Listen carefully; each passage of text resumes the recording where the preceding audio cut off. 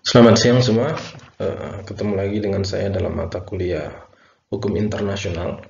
Kali ini kita akan membahas lebih lanjut mengenai sumber hukum internasional. Secara khusus kita akan membahas sumber hukum internasional di luar perjanjian internasional. Salah satu bahasan yang akan kita lakukan kali ini adalah berkenaan dengan kebiasaan internasional sebagai salah satu sumber hukum internasional. Memang kebiasaan internasional ini adalah salah satu sumber hukum internasional yang paling tua. Dikatakan paling tua karena memang ada banyak perjanjian internasional yang pada dasarnya itu berasal daripada kebiasaan internasional itu sendiri. Nah, kebiasaan internasional ini, sebagaimana perjanjian internasional, diakui sebagai salah satu sumber hukum utama di dalam hukum internasional berdasarkan Statuta Roma. Kebiasaan internasional itu adalah sebuah hasil dari praktik konsisten mayoritas negara-negara yang didukung oleh keyakinan bahwa praktik tersebut adalah sebuah kewajiban. Oke, jadi dia adalah sebuah praktik yang konsisten.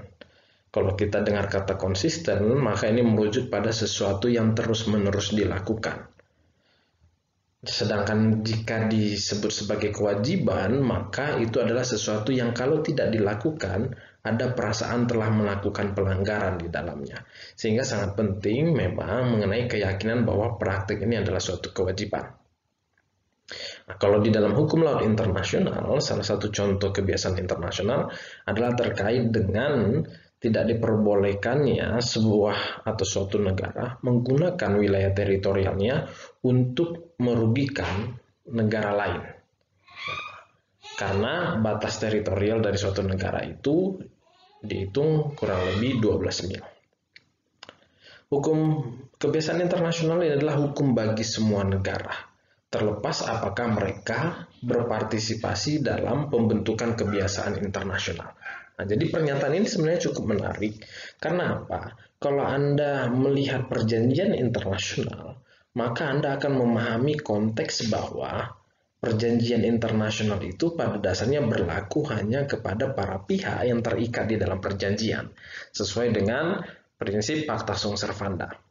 Artinya apa? Tidak ada beban kewajiban kepada negara yang tidak terikat di dalamnya. Karena itu dalam beberapa praktik ada negara yang kemudian keluar dari perjanjian karena merasa tidak ingin terikat di dalam perjanjian tadi. Nah, tapi berbeda dengan kebiasaan internasional. Kenapa? Karena ada situasi di mana ketika negara tidak terlibat sekalipun di dalam pembentukan perjanjian internasional tadi, namun negara tadi tetap adalah bagian daripada subjek hukum internasional yang wajib tunduk terhadap hukum kebiasaan internasional. Mengapa demikian? Karena ketundukan negara itu adalah semata-mata karena dia adalah sebuah negara. Jadi seolah-olah apapun alasannya, ketika suatu entitas tersebut berbentuk negara, maka secara otomatis negara tadi tunduk terhadap hukum kebiasaan internasional. Nah, lebih lanjut kita akan melihat mengenai praktik yang konsisten tadi. Seperti apa konsisten yang dapat diukur sebagai sesuatu yang terus-menerus, ataukah hanya sekedar sesuatu yang dilakukan namun berhenti pada suatu titik tertentu. Oke, secara definisi, hukum kebiasaan internasional itu adalah sebuah hukum yang berasal dari tindakan negara yang dilakukan oleh negara dengan keyakinan bahwa tindakan tadi adalah kewajiban hukum. Ada dua elemen di dalam pengertian ini. Elemen yang pertama tadi adalah konsisten dan umum, atau yang disebut dengan consistent and general practice among state. Jadi sebuah praktik yang konsisten dan umum di antara negara-negara. Kemudian yang kedua, praktik tadi itu dipandang dan diterima sebagai hukum. Itu tadi dikatakan ada keyakinan bahwasanya praktik tadi adalah kewajiban hukum yang dilakukan oleh setiap negara tanpa terkecuali. Nah, lalu bagaimana dengan praktik negara tadi? Ada dua isu. Yang pertama adalah generality atau umum. Seberapa banyak negara harus melakukan tindakan tadi untuk disebut sebagai umum? Apakah cukup dengan 2 negara, 3 negara, atau harus 10, 20, atau bahkan 100 negara? Pada dasarnya sebenarnya tidak ada formula pasti mengenai hal tersebut. Karena tidak ada ukuran yang menyatakan harus seberapa negara yang melakukan praktik tadi, sehingga praktik tadi disebut sebagai praktik yang umum.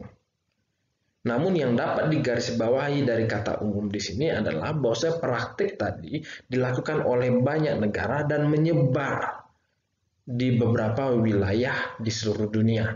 Misalnya di benua Eropa, benua Amerika, benua Asia, Australia, Afrika. Dan praktik tadi itu tetap dan terus-menerus dilakukan. Kemudian yang kedua adalah keseragaman. Ini menunjukkan seberapa konsisten negara-negara tadi harus melakukannya. Nah, ini pun sama dengan praktik generality tadi, tidak ada ukuran harus berapa kali sebuah negara melakukan praktik tadi, baru kemudian praktik tadi disebut sebagai suatu kebiasaan. Karena tidak dikatakan harus terus-menerus tanpa henti, tanpa jeda. Karena sampai dengan saat ini belum ada literatur yang mengukur mengenai hal tersebut. Namun sederhananya adalah sebuah negara akan tahu itu adalah sebuah kewajiban ketika dia sadari negara lain pun melakukan hal yang sama. Jadi sebenarnya ini sifatnya timbal balik. Ketika satu negara melakukan kebiasaan internasional tadi, ada harapan dari negara yang melakukan bahwasanya negara lain akan melakukan kebiasaan yang serupa, yaitu kebiasaan dalam hukum internasional yang sesuai dengan apa yang diharapkan oleh setiap negara.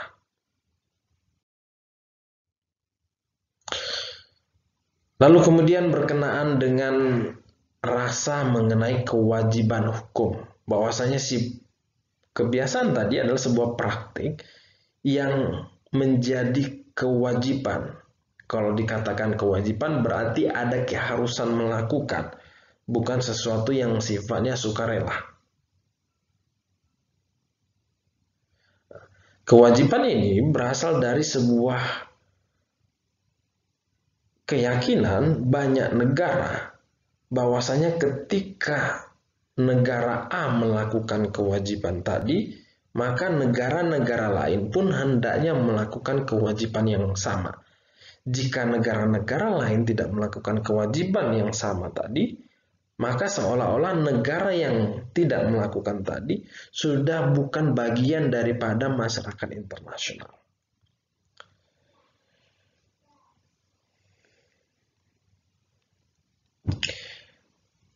Kemudian memang tidak secara eksplisit dinyatakan mengenai apa itu yang disebut dengan praktik yang diyakini sebagai sebuah kewajiban, tapi sebenarnya praktik tadi itu dapat ditunjukkan dari adanya pernyataan-pernyataan sebuah negara.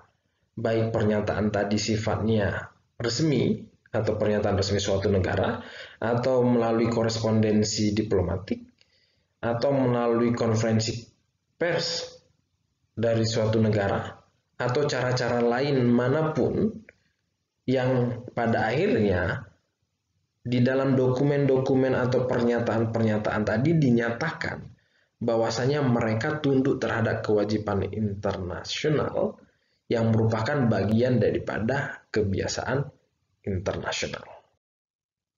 Ada beberapa contoh dari hukum kebiasaan internasional yang dikenal.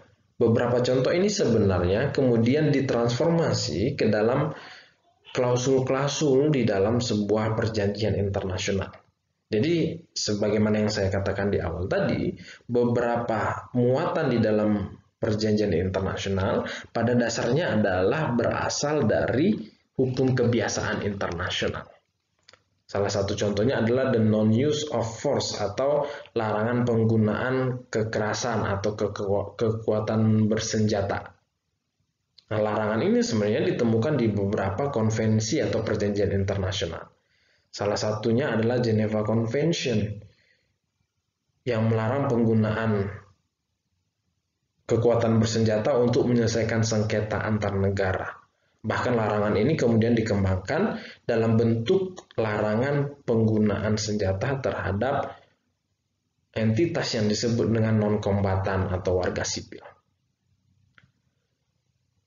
Walaupun memang praktik mengenai prinsip larangan penggunaan kekuatan bersenjata ini tidak selalu seindah yang diidam-idamkan oleh masyarakat internasional. Terbukti masih ada beberapa konflik yang melibatkan negara dan penyelesaiannya dilakukan dengan adanya keterlibatan penggunaan senjata, yaitu ketika adanya tindakan yang dilakukan oleh entitas yang disebut dengan militer. Kemudian contoh yang kedua adalah self-defense atau pembelaan diri atau pertahanan diri. Kebiasaan internasional ini menyatakan bahwa suatu negara dapat menggunakan senjata atau kekuatan bersenjata demi tujuan melindungi diri sepanjang negara tersebut terlebih dahulu diserang oleh kekuatan bersenjata dari pihak penyerang. Jadi diperbolehkan. Karena kan tadi seperti yang saya bilang, dalam praktik ada saja entitas tertentu yang melanggar kebiasaan internasional mengenai larangan penggunaan kekuatan bersenjata. Ketika pelanggaran tadi terjadi dan menyerang entitas tertentu, maka entitas yang diserang dapat menggunakan kekuatan bersenjata berdasarkan self-defense di sini. Kemudian yang ketiga adalah kebiasaan internasional mengenai non-intervention atau larangan turut campur urusan negara lain. Karena kan pada dasarnya setiap negara itu memiliki kedaulatannya masing-masing, memiliki kewenangan tertinggi di negaranya masing-masing untuk mengurusi internal negara tersebut. Maka tidak ada satu negara pun yang dapat mengintervensi apapun yang terjadi di dalam negara tadi. Karena ini adalah salah satu prinsip yang penting yang bertujuan untuk menunjukkan adanya penghormatan terhadap negara-negara berdaulat. Kemudian yang berikutnya adalah penghormatan terhadap kemerdekaan dan integritas teritorial dari suatu negara. Kita sadari bahwasanya setelah Perang Dunia Kedua berakhir, negara-negara kemudian berkembang secara modern dilengkapi dengan yang namanya kedaulatan. Penghormatan terhadap kemerdekaan tadi, termasuk juga wilayahnya, sekaligus adalah menunjukkan penghormatan terhadap kedaulatan negara yang bersangkutan. Karena kedaulatan tadi tidak hanya menyangkut kemampuan atau kewenangan untuk mengurusi negaranya atau orang-orangnya, tapi juga termasuk kemampuan untuk mengurusi wilayah dari negara tadi. Oleh karena wilayah adalah salah satu unsur pembentuk negara. Kemudian doktrin yang berikutnya adalah doktrin mengenai doktrin non-revolvement istilahnya, yaitu larangan suatu negara untuk menolak adanya pemohon suaka atau mengirim si pemohon suaka ke tempat-tempat yang diyakini akan membahayakan yang bersangkutan. Pemohon suaka atau yang disebut dengan refugee atau pengungsi itu adalah orang-orang yang membutuhkan perlindungan dari suatu negara. Ketika negara tadi didatangi oleh si pengungsi tadi, maka negara yang bersangkutan tidak boleh mengirim kembali orang tadi apabila diketahui dengan kembalinya orang tersebut atau pengungsi tersebut ke negara asal akan mengancam kehidupannya. Kemudian di antara beberapa kebiasaan internasional, salah satu kebiasaan yang kemudian berkembang sangat modern dalam hubungan internasional atau kerjasama antar negara adalah immunity of diplomat atau yang disebut dengan kekebalan hukum dari agen-agen diplomatik suatu negara. Mengapa ini penting? Karena memang diplomat atau perwakilan negara di negara lain dianggap sebagai simbol dari suatu negara. Sehingga apabila ada satu negara berani mengadili seorang diplomat, maka seolah-olah dia sedang mengadili negara asal si diplomat tersebut. Sehingga kepada diplomat tadi diberikan kekebalan hukum terhadap hukum di mana diplomat tadi bekerja. Misalnya, diplomat A bekerja di negara Amerika Serikat. Kemudian diketahui melakukan pelanggaran hukum di Amerika Serikat. Maka diplomat tersebut tidak boleh diadili berdasarkan hukum Amerika Serikat, tapi dia kebal terhadap hukum tersebut, namun tidak kebal terhadap hukum negara asal. Sehingga diplomat tadi dikembalikan ke negara asal untuk diadili berdasarkan hukum nasional dari si diplomat. Nah, kemudian kebiasaan internasional yang berikutnya adalah silence is consent. Ini sebenarnya istilah yang umum Anda dengar dalam kehidupan sehari-hari di masyarakat Indonesia. Bahwasanya sikap diam itu adalah persetujuan. Jadi kalau seseorang ditanya kemudian dia diam, berarti dia setuju dengan pernyataan tadi atau pertanyaan tadi. Nah, sebenarnya ini adalah prinsip yang juga berasal daripada hukum internasional itu sendiri. Sikap diam dari suatu negara itu menunjukkan kesetujuan dia terhadap pernyataan yang dilontarkan oleh pihak lain terhadap negara tersebut. Kemudian Anda akan temukan ada kebiasaan internasional yang berkenaan dengan hak asasi manusia atau yang disebut dengan non-derogable right, hak yang tidak dapat diganggu-gugat dengan alasan apapun. Salah satunya adalah hak untuk hidup. Kemudian dalam hukum laut internasional secara khusus dikenal istilah innocent passage atau yang disebut dengan hak lintas damai. Jadi suatu negara itu dapat saja melewati wilayah teritorial negara lain dengan bebas yang dikarenakan adanya hak lintas damai. Jadi misalnya ada kapal dari Filipina ingin bertujuan ke Australia. Karena Filipina ke Australia itu melewati laut Indonesia, maka kepada kapal Filipina tadi diberikan hak lintas damai sepanjang mengikuti peraturan hukum perundang-undangan yang berlaku di Indonesia. Nah, Indonesia untuk kemudian memastikan keamanan negaranya itu tidak sembarang memberikan semua jalur laut yang boleh dilewati. Nanti Indonesia akan menentukan sendiri jalur yang boleh dilewati oleh kapal Filipina untuk menuju ke Australia. Biasanya disebut dengan alur laut kepulauan Indonesia atau ALKI. Kemudian yang berikutnya adalah the freedom of access to space atau kebebasan mengakses luar angkasa. Luar angkasa ini dipersamakan dengan laut bebas, yaitu sesuatu yang bersifat publik tidak dimiliki oleh negara manapun. Sehingga setiap negara diperbolehkan mengakses. Tentunya akses terhadap luar angkasa tadi tidak boleh bertentangan dengan kebiasaan-kebiasaan internasional yang lainnya.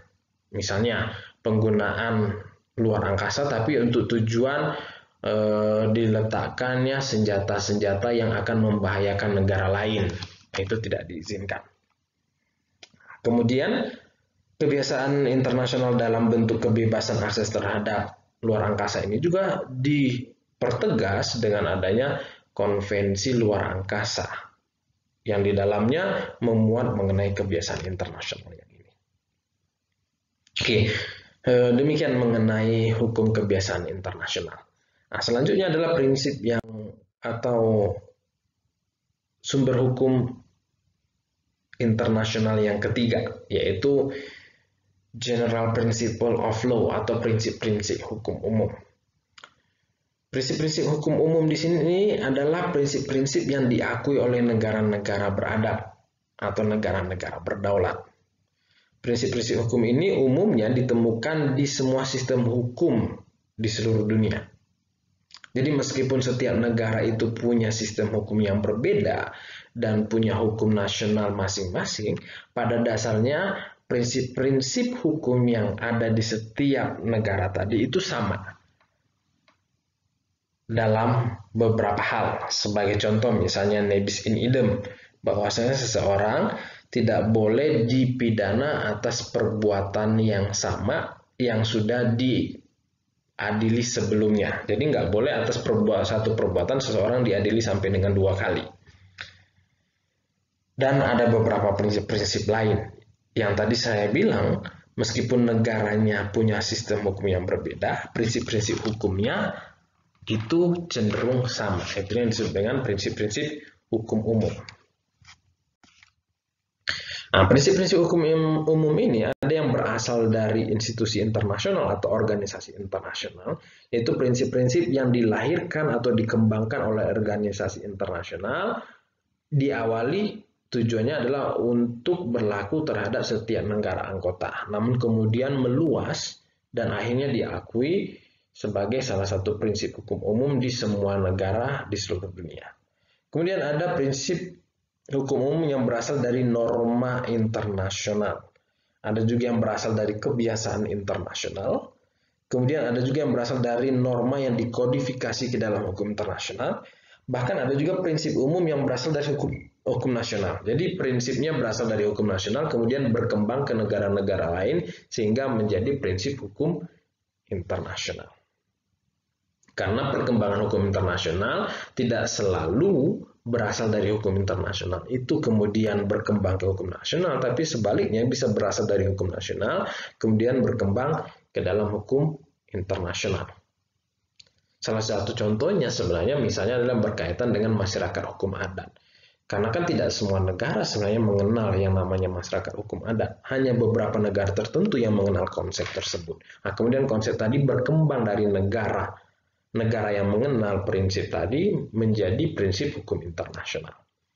Nah, salah satu contohnya adalah mengenai wawasan Nusantara, yaitu yang berhubungan dengan status suatu negara kepulauan. Karena kan nggak seluruh negara di seluruh dunia itu memiliki pulau-pulau seperti halnya Indonesia.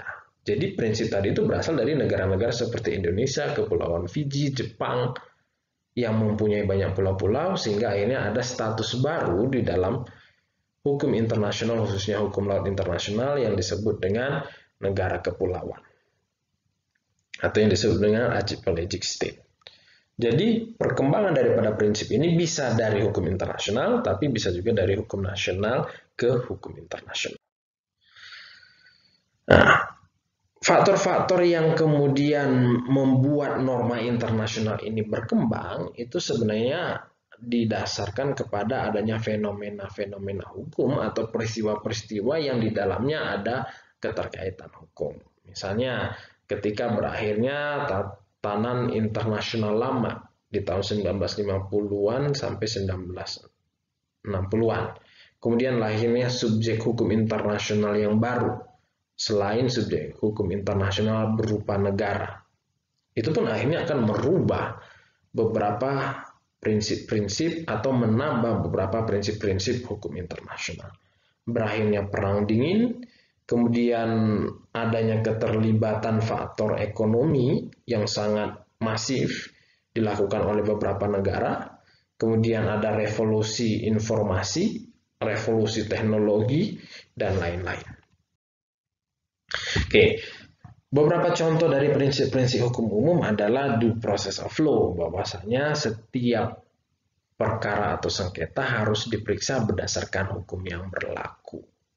Harus melalui proses persidangan yang mengandung prinsip-prinsip pengadilan yang jujur, adil, tidak berpihak, dan lain-lain. Kemudian prinsip pacta sunt servanda yang saya yakin di semua negara juga diakui, bahwasanya ketika entitas terlibat dalam suatu perjanjian, maka perjanjian tadi menjadi hukum atau menjadi undang-undang bagi entitas yang dimaksud. Kemudian hak untuk hidup, hak akan kebebasan, dan beberapa prinsip-prinsip hukum lainnya. Oke, nah, dua sumber hukum berikutnya disebut sebagai subsidiary source of international law. Disebut subsidiary karena dua sumber hukum internasional ini memperjelas atau mempertegas tiga sumber hukum utama sebelumnya, yaitu perjanjian internasional, kebiasaan internasional, dan prinsip-prinsip hukum umum. Di dalam statuta Mahkamah Internasional dinyatakan bahwasanya putusan pengadilan dan ajaran dari ahli hukum internasional itu menjadi sumber hukum internasional yang melengkapi ketiga sumber hukum utama tadi. Walaupun memang dalam hukum internasional, putusan pengadilan itu tidak punya kekuatan mengikat. Karena kan akan berbeda konteksnya dengan negara-negara common law yang mengenal yang namanya preseden.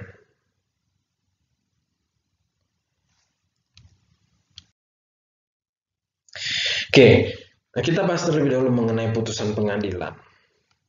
Pengadilan internasional sebagaimana yang saya katakan tadi tidak mengikat karena tidak mengenal yang namanya kewajiban pengadilan sekarang untuk mengikuti putusan dari pengadilan sebelumnya.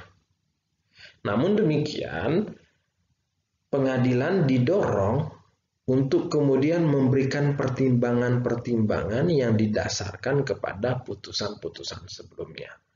Supaya apa? Supaya kemudian ada keselarasan berpikir dari pengadilan internasional ketika mengadili atau memberikan suatu perkara. Sehingga tidak akan ada pemahaman yang berbeda di antara negara-negara yang terlibat di dalam penyelesaian sengketa tadi.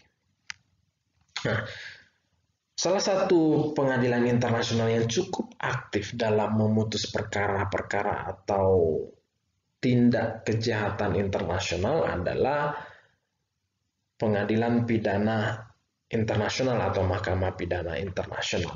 Nah, beberapa putusannya itu kerap digunakan sebagai pertimbangan oleh pengadilan yang kemudian muncul di kedepannya untuk memutus perkara yang memiliki kemiripan tertentu.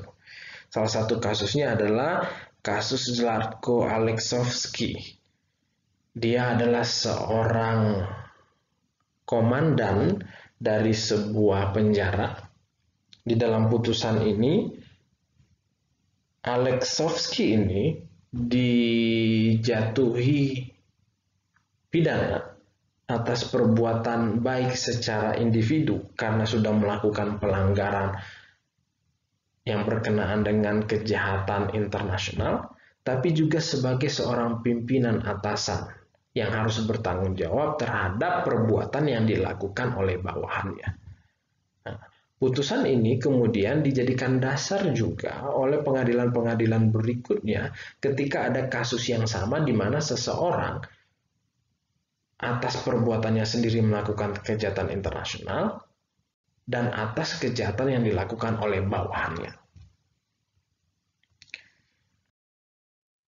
Oke, berikutnya adalah yang terakhir, yaitu yang kita sebut dengan doktrin atau kadang disebut juga dengan tulisan dari para ahli hukum internasional.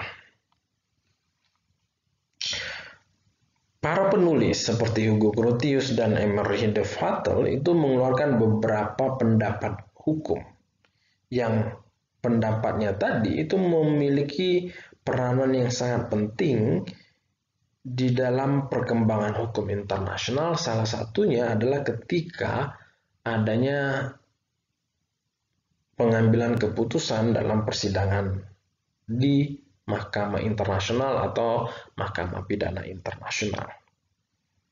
Kita ketahui bahwasanya Hugo Grotius melalui teori hukum alamnya itu mempengaruhi perkembangan hukum, baik itu hukum internasional ataupun hukum nasional di beberapa negara. Dan doktrin tadi pun kemudian mempengaruhi isi dari sebuah perjanjian internasional yang kemudian berlaku terhadap banyak negara yang terikat di dalamnya. Jadi bisa dikatakan doktrin ini mempertegas sumber hukum utama dari hukum internasional yang tadi kita sudah bahas bersama. Oke, salah satu contoh doktrin yang cukup familiar atau terkenal populer dalam hukum internasional atau hukum itu sendiri adalah doktrin utilitarianism dari Jeremy Bentham yang menyatakan bahwasanya hukum itu harus memberikan kebahagiaan, rasa senang terhadap orang, atau yang biasa disebut dengan the greatest happiness for the greatest number, sebanyak-banyaknya kebahagiaan untuk sebanyak-banyaknya orang, atau yang biasa disederhanakan sebagai teori kemanfaatan hukum. Dan beberapa teori lainnya sebenarnya sangat mempengaruhi perkembangan atau dinamika hukum internasional. Oke, demikian yang dapat saya sampaikan mengenai materi sumber hukum internasional. Saya yakin materi yang saya sampaikan ini tidak akan cukup untuk memberikan wawasan yang luas kepada Anda, sehingga saya himbau, saya dorong Anda untuk baca literatur lain yang akan membantu Anda untuk semakin memahami mengenai sumber-sumber hukum internasional selain perjanjian internasional. Itu saja yang dapat saya sampaikan untuk materi kali ini. Terima kasih dan sukses selalu.